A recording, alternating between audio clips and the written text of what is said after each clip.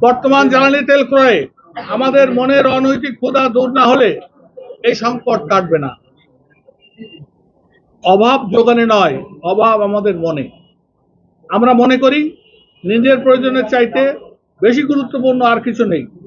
সমাজ সংসার আর কিছুতেই আর সবকিছুই চাইতেই আমাদের কাছে তেল ক্রয় এখন মুখ্য হয়ে গেছে, গৌণ হয়ে গেছে আমাদের দায়িত্ববোধ। দান করুন, আমরা সংযত হই। আজ এক অস্থির মুহূর্তে বারবার আপনাদের মাধ্যমে জনগণ তথা দেশবাসীর কাছে আমাদের অবস্থান পরিষ্কার করেছি। তাই এই জরুরি সংবাদ সম্মেলনে উপস্থিত হবার জন্য বাংলাদেশ পেট্রোল পাম্প ওনার্স অ্যাসোসিয়েশনের পক্ষ থেকে আপনাদের অভিনন্দন, ধন্যবাদ ও কৃতজ্ঞতা জানাই। আপনারা জানেন গত কয়েকদিন ধরে প্রতিটি পেট্রোল পাম্পে এক ধরনের অস্থিরতা, বিভীষিকাময়, ভীতিকর পরিস্থিতির সৃষ্টি হয়েছে। জ্বালানি মন্ত্রণালয়ের আদেশ নির্দেশ ও তাদের সিদ্ধান্ত বাস্তবায়ন করতে গিয়ে নাভিশ্বাস আমাদের। আপনারা জানেন টেকনাফ থেকে তেতুলিয়া পর্যন্ত পেট্রোল পাম্প মালিকরা সরকার নির্ধারিত দামে জ্বালানি তেল বিক্রি করে আসছে।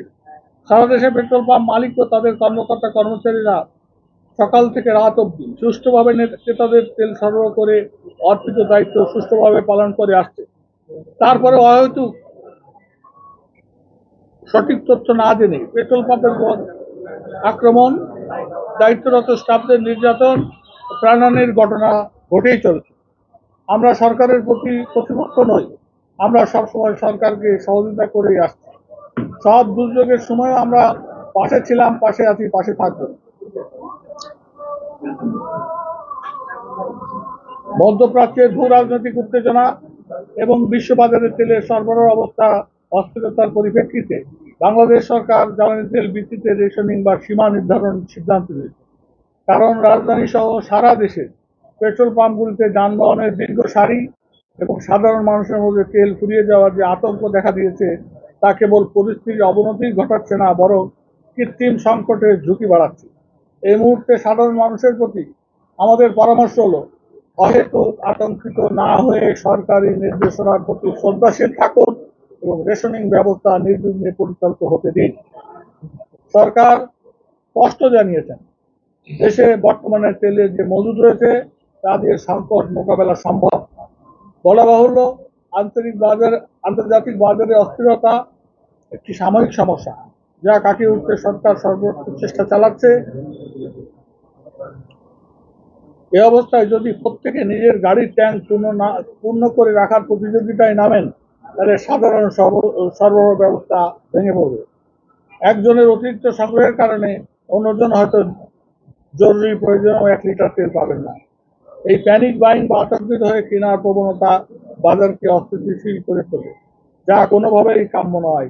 নিজের প্রয়োজনের অতিরিক্ত তেল সংগ্রহ করে মজুত করা কিংবা পাম্পে গিয়ে বিশৃঙ্খল সৃষ্টি করা ঠিক না। কারণ ব্যক্তিগত তেল সংগ্রহ করলে যে কোনো সময় মারাত্মক দুর্ঘটনা, জীবন বিপন্ন হতে পারে। তাই অন্যের সমস্যার কথা বিবেচনা করে আমাদের ত্যাগের মানসিকতা বজায় রাখা উচিত। যদি একজন মোটরসাইকেল চালক তার নির্ধারিত 2 লিটার তেলেই সন্তুষ্ট থাকেন, তাহলে লাইনে দাঁড়িয়ে থাকা পিছনের মানুষটি অন্তত বাড়ি ফেরার তেলটুকু পাবেন। এই পারস্পরিক সহযোগিতা আর সহমর্মিতা বর্তমান সকল উদ্যোগের প্রধান হাতিয়ার।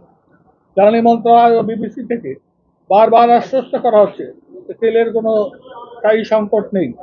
আমরা একটা খেয়াল করি, স্থায়ী সংকট নেই, বরং যারা অবৈধ মজুত করছে বা গুজব ছড়িয়ে আতঙ্ক তৈরি করছে তাদের বিরুদ্ধে কঠোর ব্যবস্থা নেওয়া হচ্ছে।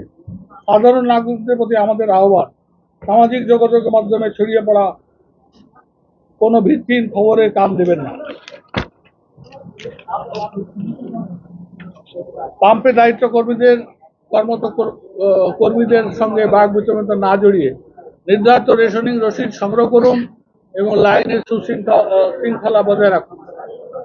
সরকার যখন বৈশ্বিক পরিস্থিতির চাপে পড়ে তেলের দাম না বাড়িয়ে রেশনিং মাধ্যমে সরবরাহ স্বাভাবিক রাখার চেষ্টা করছেন, তখন নাগরিক হিসাবে আমাদের দায়িত্ব হলো সরকারকে সহযোগিতা করা। সেনাবাহিনী পরিচালিত ট্রাস্ট এনার্জি বা জ্বালানি বিশেষজ্ঞদের পক্ষ থেকে রিফাইনারি ক্ষমতা বাড়ানোর দীর্ঘমেয়াদী পরামর্শ দেওয়া হয়েছে। সরকার নিশ্চয়ই তা গুরুত্বের সঙ্গে বিবেচনা করবেন। তবে এই মুহূর্তে সবচেয়ে বেশি প্রয়োজন ধৈর্যের। আসুন আমরা এই অহেতুক আতঙ্কিত না হয়ে সচেতন নাগরিকের পরিচয় দিই। মনে রাখতে হবে প্রত্যেক নাগরিকের সচেতনতা ও ধৈর্যই পারে একটি সাময়িক সংকট নিরসনে সহায়তা করতে। আতঙ্ক নয়, বরং নিয়ম মেনে চলাই হোক এই সময়কার অঙ্গীকার।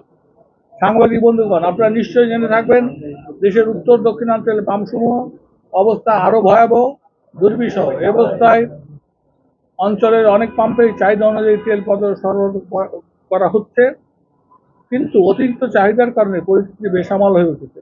ফলে সাধারণ ভোক্তারা যেখানে বিশৃঙ্খলার সৃষ্টি করছে, তেলের দাবিতে পেট্রোল পাম্পে হামলা পর্যন্ত হয়েছে। অসহনীয় প্রশাসনের নজরদারি সহযোগিতা অত্যন্ত জরুরি। জ্বালানি তেল সরবরাহের নিরবিচ্ছিন্ন রাখার স্বার্থে এবং তেলের মূল্য বৃদ্ধি অপরিবর্তিত রেখে কিছুটা কৃত্যতা সাধন করে সরবরাহ অব্যাহত রেখেছেন। এমত অবস্থায় আমাদের সুনির্দিষ্ট কিছু প্রস্তাব আছে, সেগুলো আপনাদের সামনে তুলে ধরছি। পেট্রোল পাম্পে পর্যাপ্ত নিরাপত্তা দিতে হবে।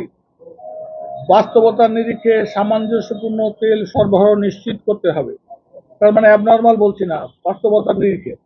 বর্তমান পরিস্থিতিতে বাস্তবতার আলোকে ক্রেতা সাধারণকে সচেতন ও ধৈর্য ধারণ করতে হবে।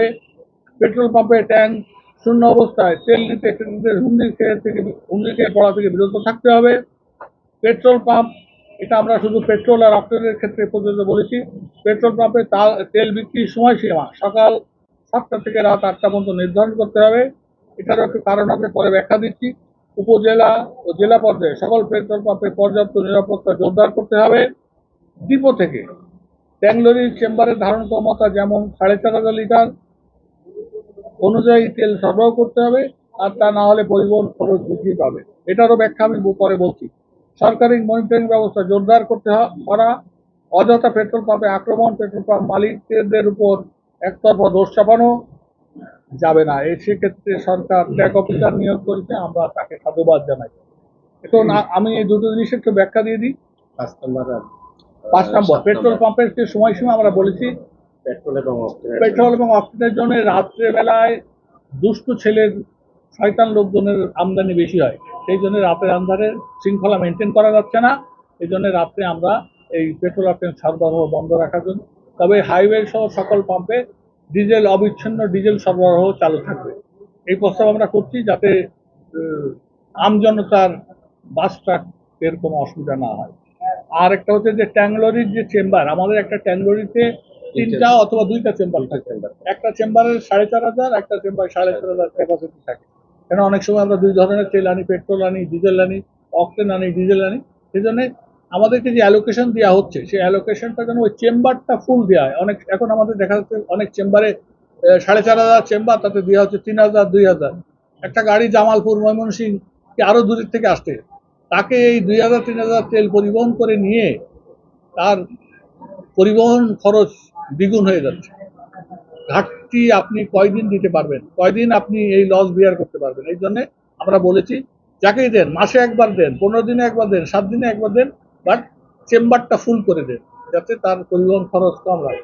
হয়তো একই জেলায় 2টা পাম্প আছে, 2জনকে 4,500 দিলে একটা পূর্ণ গাড়ি যেতে পারবে। এরকম কিছু টেকনিক্যাল অসুবিধা আছে, এটা দূর করার সাথে আমরা বলেছি 4.5 করে দেওয়ার জন্য।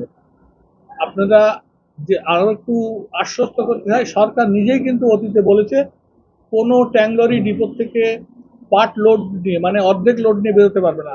এখানে একটা চুরির সংখ্যা থেকে যায়, যে চেম্বারটা খালি থাকবে সেটা যদি ইনভয়েস না করে চলে যায় তাহলে একটা সমস্যা হতে পারে। সেই জন্য সরকারকে তাদের পুরনো জায়গায় স্টিক থাকতে বলছি, চেম্বার ফুল করে যেন ডিপো থেকে গাড়ি বের হয় সেই ব্যবস্থা করার জন্য।